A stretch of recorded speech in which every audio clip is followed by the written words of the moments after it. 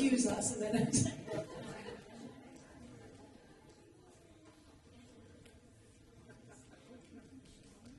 Cheese.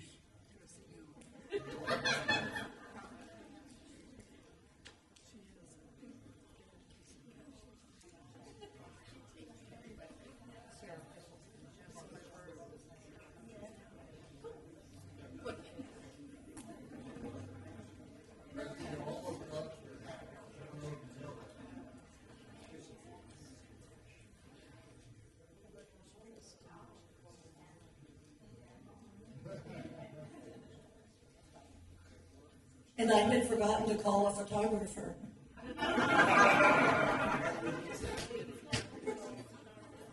Good afternoon, everyone. It is so nice to see you. I know a few of you were here for the Christmas concert when not everyone was able to come. And it's so nice to see your faces for the most part and your smiles. We have some folks who have been members of the choir in the past who are here today. One from quite some time ago, 45 years ago. And so we are finally getting around to having our 45th anniversary concert, which has been in the planning for, are you ready? 4 years. It was 2 years prior to 2020 that I contracted Heather Sorenson to be with us. And then the concert was scheduled for the last weekend of March of 2020. And the world shut down about a week and a half, 2 weeks prior to that program. And so here we are. We did remember all of the work that we put into that music for the most part, and were able to brush it up in about an 8-week session. So again, it is so good to see you here this afternoon. And at this point, I will introduce our very special guest, hot off the trail from Dallas, Texas, Heather Sorenson.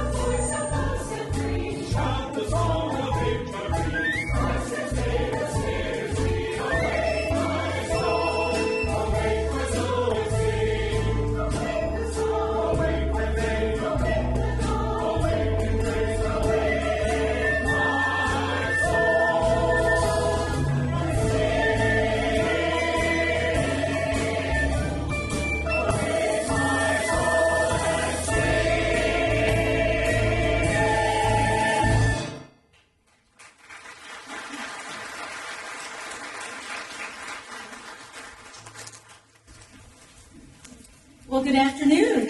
I am so honored to be here in Ravenna today, and like Jan said, this has been in the works for a long time, and we are thankful to come together and sing and to make music and to play instruments, and thank you for coming. I know that there are a lot of things that you could be doing on a Sunday afternoon at 2 o'clock. That's typically right in the middle of my nap time, so whatever you had to give up in order to come out and support us, thank you very much. We appreciate it. The next anthem comes straight out of Scripture. Psalm 27. It says, "Your face, O Lord, I will seek. I will remain confident in this, that I will see the goodness of the Lord."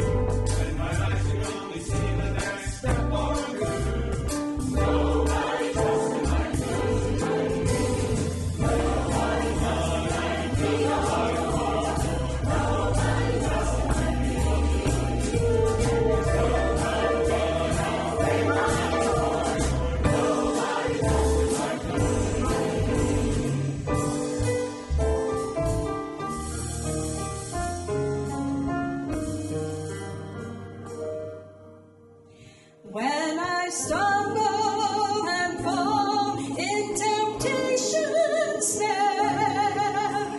Nobody praying my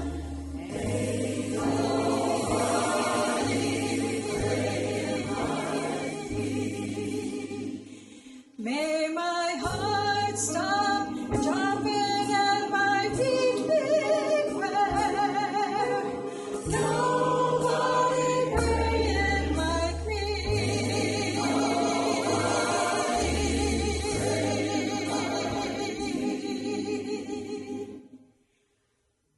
Nobody praying like me, oh Lord. Nobody praying like me. And there's nobody taking away my joy. Nobody praying, nobody singing, nobody praying like me.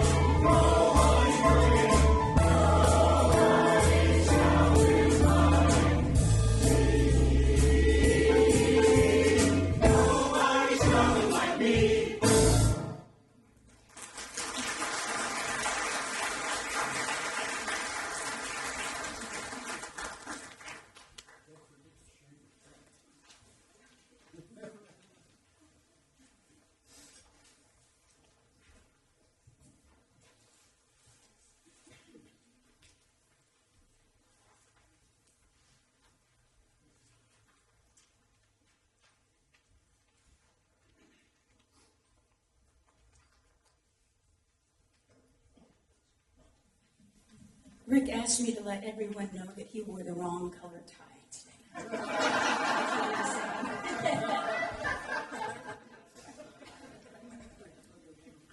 If you were in the service this morning here, I sang this next song, and I mentioned that one of the most beautiful things about the family of God, the church, the body of Christ, is how we walk through life with each other, and how we share each other's joy, how we carry each other's burdens, and if we're believers, we're really just walking each other home. And it reminds me of the story in the New Testament where there were 4 friends who picked up their sick and their paralyzed friend on his bed.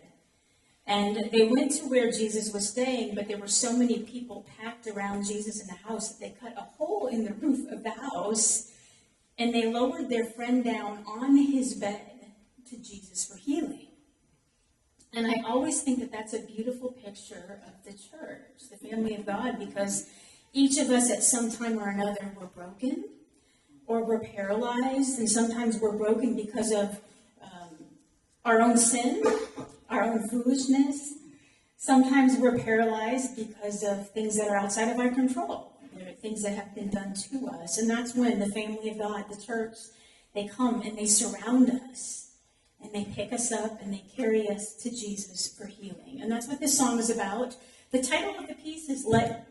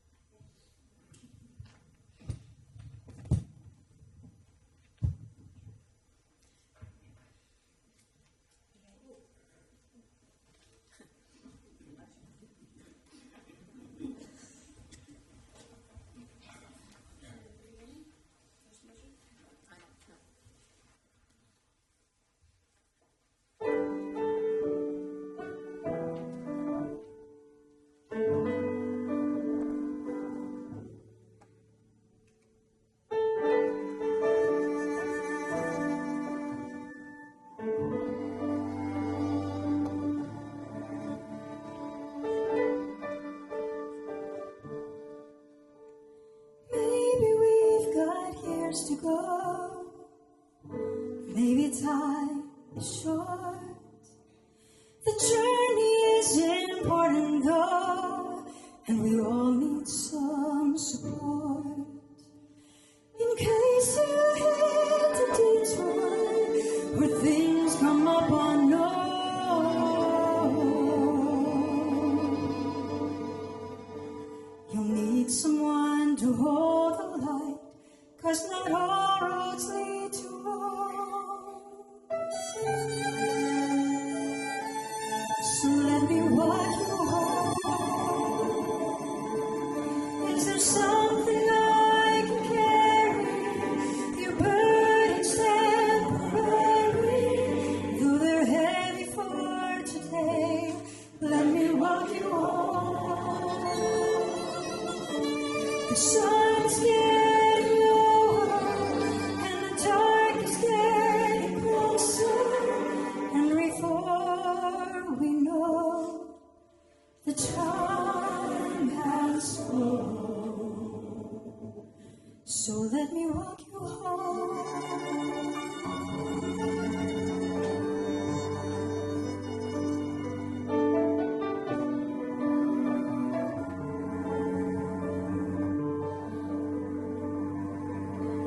Where two and three are gathered, we make a mighty choir. I will take the low notes, and you can take the higher. It's not a race to heaven, but if you get there first,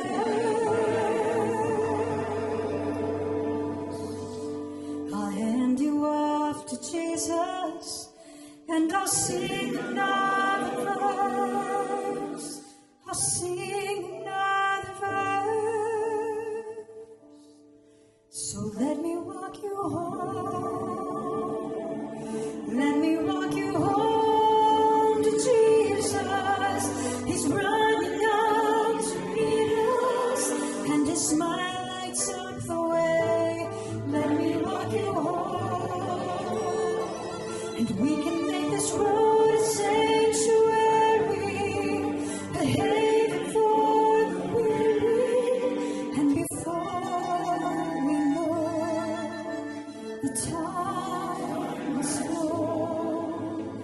We blink our eyes, the years pass by.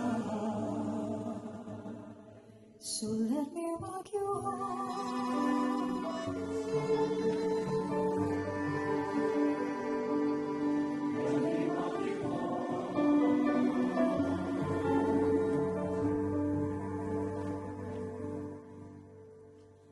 Maybe we've got years to go.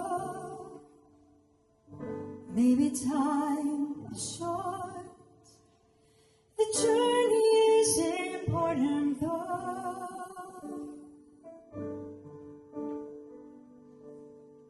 So let me walk you home. Is there something I can carry?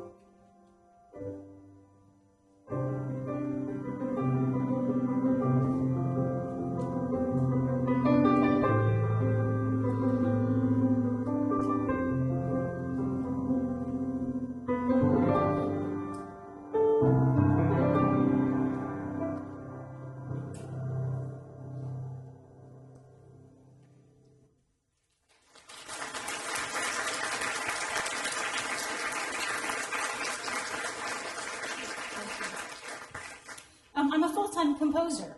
I write music for a living.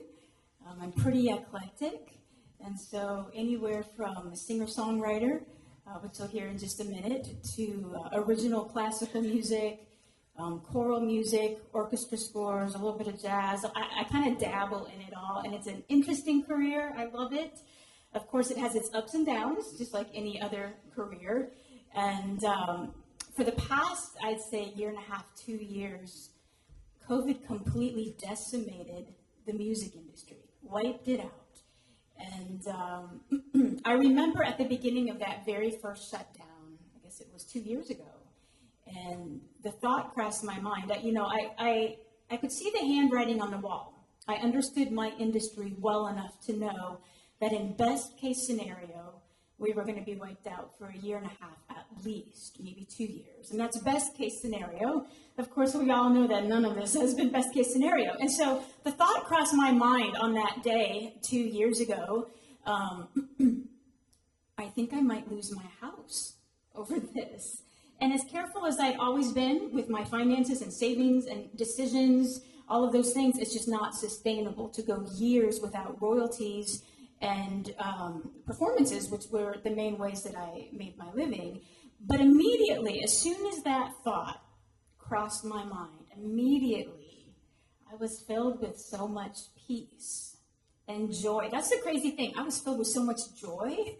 And I know it was from God because peace and joy are not the first emotions I feel, typically, when I realize I'm about to lose everything I've worked really hard for as a woman in this industry.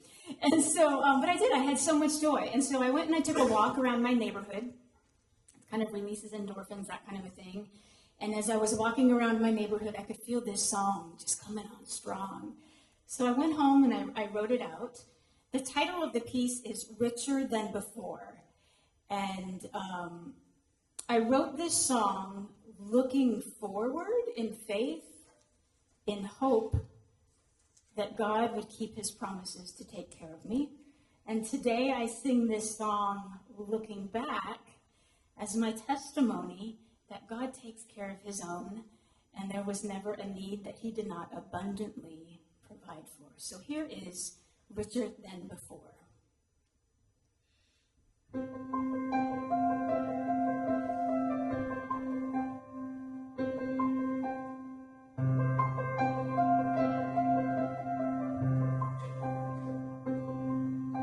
My doubts cannot undo the words you've said.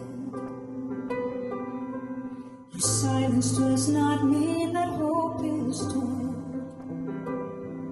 But the lies we eat when our souls are starved leave us with malnourished hearts.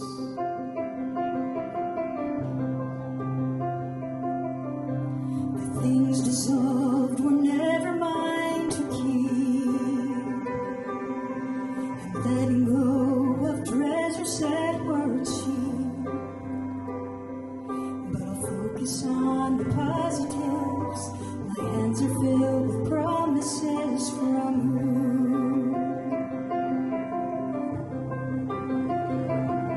So use my doubts to draw me near, and use my needs to show you're here.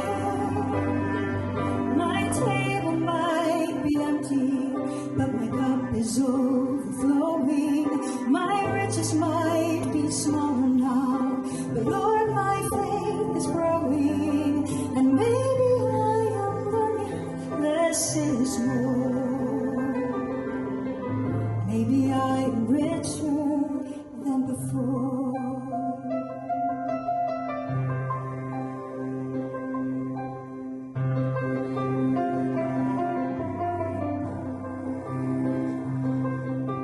It's good that I can't see the road ahead. It's good that you are leading me instead. Feel small, but the noise is gone. I hear you sing a new love song.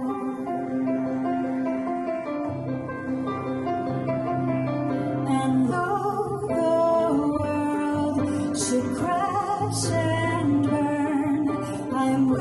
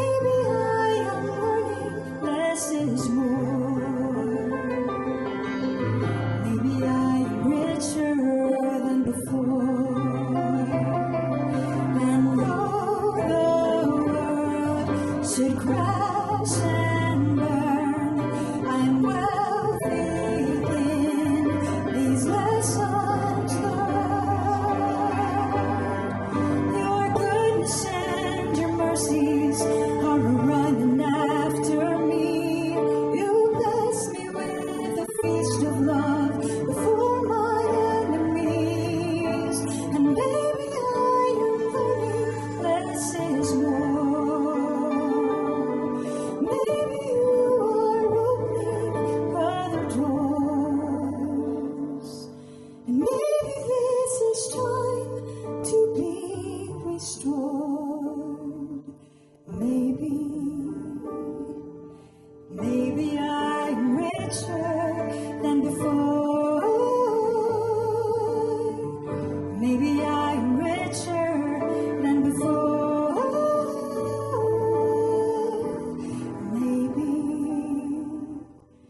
Maybe I'm richer than before.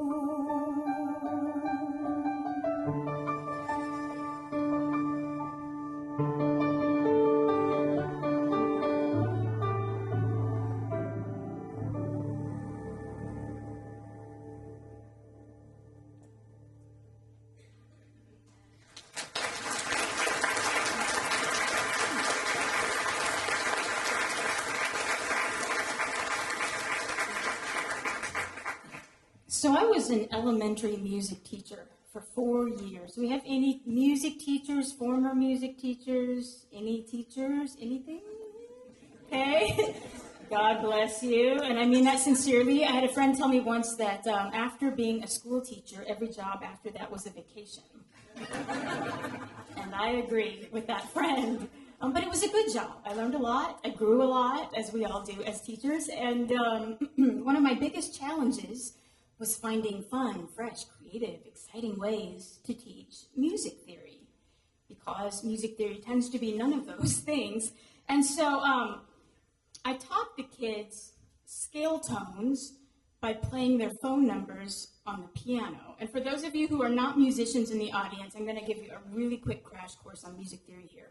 A scale is made up of 8 tones. 1, 2, 3, 4, 5, 6, 7, 8. And each tone is assigned a number. And all of the songs in the world, this is a great generalization here, all of the songs in the world are made up of those 8 numbers. You just put them in a different order, and you have a different song. And so, like I said, very simplified. But that's how I taught the kids scale tones, is I would play their phone numbers. I would take the numbers, and I would assign the right scale tone, and then I would play their phone numbers on the piano. And it was a huge hit. We had a lot of fun with that. They would come back for weeks and say, "Oh, Miss Sorenson, can you teach us scale tones again?" Playing our phone numbers. So it was a lot of fun. But it got me to thinking, are our phone numbers randomly assigned to us by the phone companies, by AT&T and Sprint and Verizon, that kind of a thing? Or does the universe in some way match up our phone numbers with our personalities or our life experiences? Let me give you a couple examples. I can see some glazed looks there. There's a gentleman in Queens, New York. His name is John Forbes, and I'm not making any of this up. And his phone number is 531-3583. And this is what his phone number sounds like if you apply scale tones. 531-3583. And I've always wanted to call him up and say, "Hey, John, you don't know me, but maybe you are a war hero, someone from the military. Maybe you are a descendant of Francis Scott Key, the person, of course, who wrote the Star-Spangled Banner." But I've always been shy, and so I've never called him up, so I will never know, but that is his phone number. There's another number that's a good example.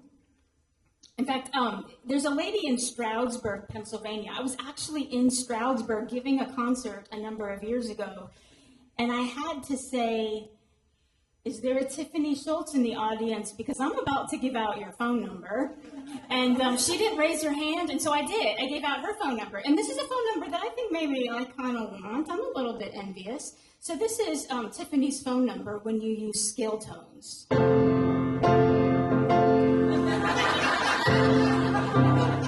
I told you I'm not making any of this up. This is all true. So I told you, I thought, well, maybe I kind of want that phone number one day. That sounds like fun.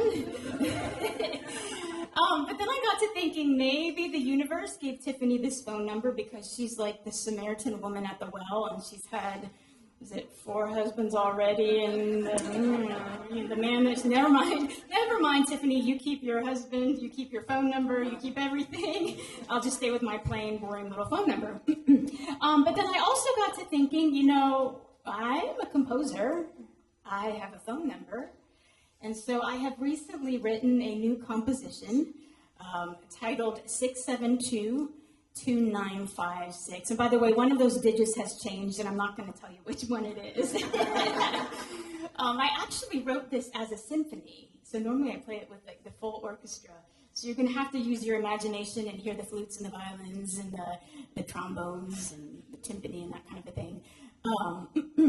But I'm going to play my phone number for you real quick just to give you context so you know what to listen for in this cell phone concerto. So you've got 672 2956. I'm going to play that one more time for you, okay? 672 2956. So anytime you hear that in this concerto, you're like, oh, that's Heather's almost phone number, okay? So I'm going to start off with my area code, which is 972. And I'm going to play that a few more times. And here we go. And 672 295 6672. You guys get the idea, right?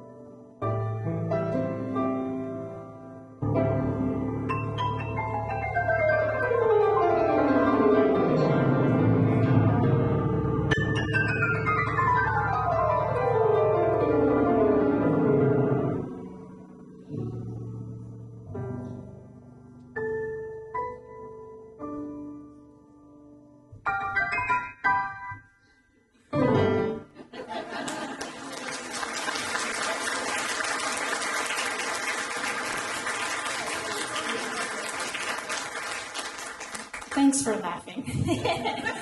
There's a couple of you in here who are music theory nerds, and you say, oh, Heather, that's not 6722956.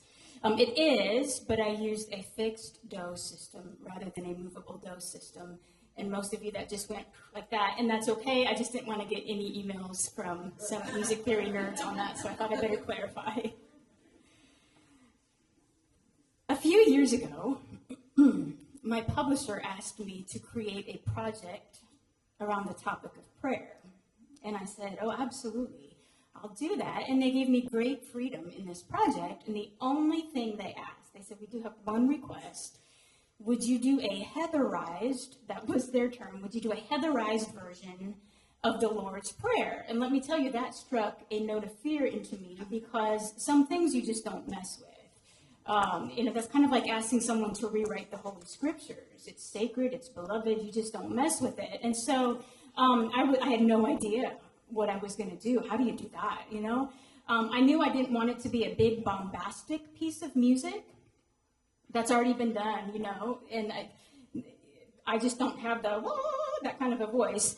And so I had to be careful with that. I also didn't want to go too familiar or too casual because I wanted to honor the integrity of this sacred text. So you can see my dilemma here. And so I sat down at the piano one day and kind of impressionistic jazz came out, and that's totally not the direction I was planning on taking the new Lord's Prayer, but I think it works. So here is the new Lord's Prayer.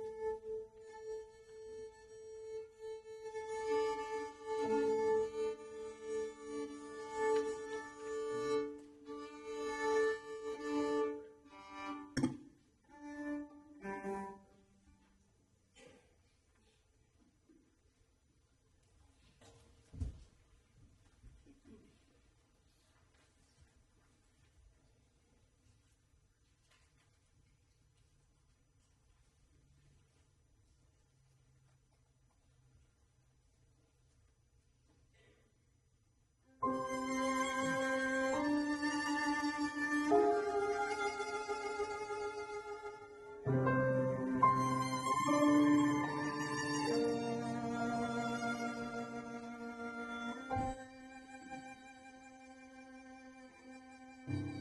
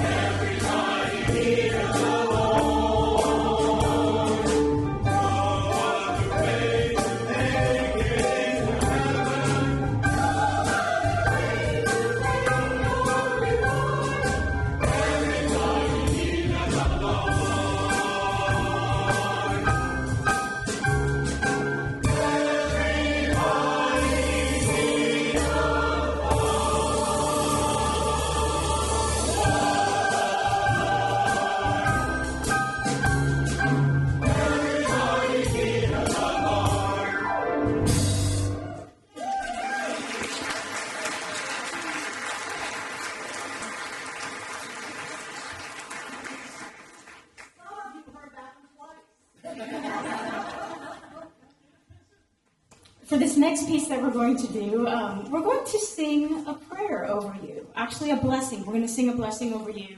And as we sing this, I encourage you to not just pray along silently with us, but rather to claim the words of this prayer and to claim this blessing as your own.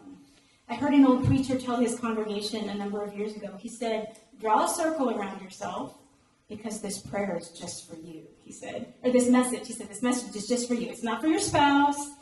It's not for your neighbor. It's not for the deacon or the elder on the other side of the sanctuary. Draw a circle because the sermon, it's just for you.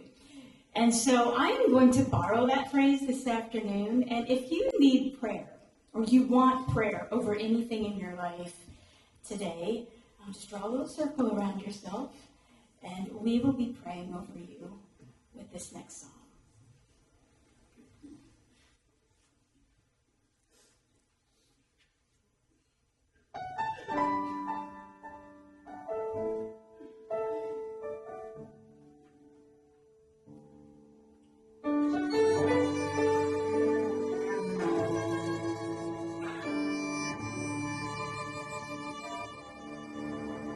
May your life song sing of God's amazing grace. And may your feet be firm and steady in this race. And when the world reflects your image through a mirrored facade, may you always see your beauty through the perfect eyes of God. This I pray. This I pray. That you have God's grace. Be strong and wise. And when your arms are empty, may your heart be full. And the mountains that you face impossible. And when the ground is strong, I pray that you have faith. And when the music starts to vanish, you would sing on through your pain. This I pray. This I pray. That you have God's grace. Be strong and God's voice is silent. We will hide to His hand and trust to Him to save me on the journey He has planned. And if earth bears faithful stillborn dreams, I pray the world would be redeemed. To hold on tightly to the Savior, growing truth and never waver. I pray your heart is warm when life can be so cold, and when suffers not your journey will be bold. I pray for food on your table in times when it's need, and that you share the meal with others so God's goodness can be seen. This I pray. This I pray. This I pray. This I pray. That you have God's grace. Be strong and blessed.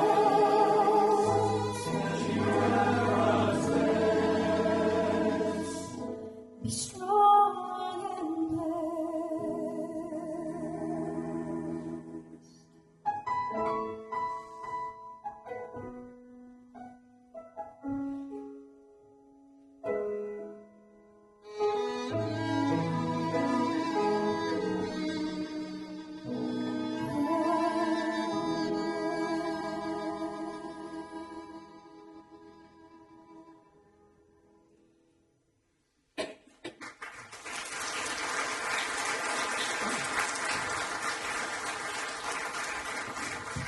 So we have one final song for you, but I wanted to give a special thanks again for our time together.